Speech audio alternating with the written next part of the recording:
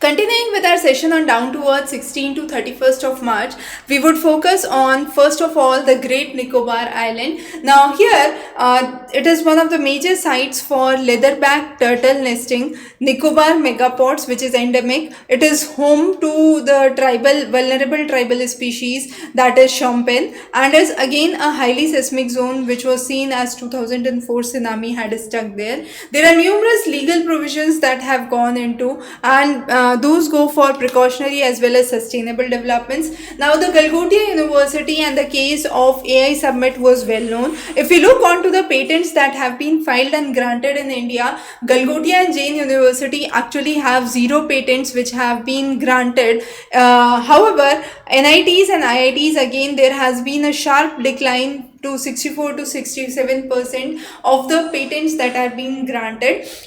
India is 6th in terms of filing of the patents, and there is pseudoscience in NIT and the IITs and NITs, which is IKS, which has been introduced. However, there have been no significant patent granting which has been done so far. The next is the EV financing. Now fintech actually absorbs 5% of the non-banking financial company loan losses, and it is very important for small EV buyers as well as for gig workers. Now this has been the timeline of the various things. There has been capital locked in buffers which can flow into the EV market. The next is Sabai grass. Nearly 42% of the households are dependent on Sabai. It takes nearly 16 to 17 years it remains productive, and 3 times per year is the harvest frequency. Now this is a drought resistant crop, highly useful even for paper generation.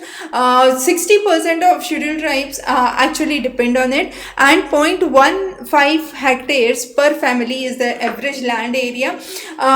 They do provide good source of revenue as well, but again maintaining Sabai grass is a very big thing. The next is the great fragmentation. In the last few years, we have seen nearly 35 countries have been in conflict in one form or other, and the wars have killed much more number of people as compared to the natural disasters. The peace has declined in 13 of the last 17 years. The risk is higher than the Cold War levels as of now.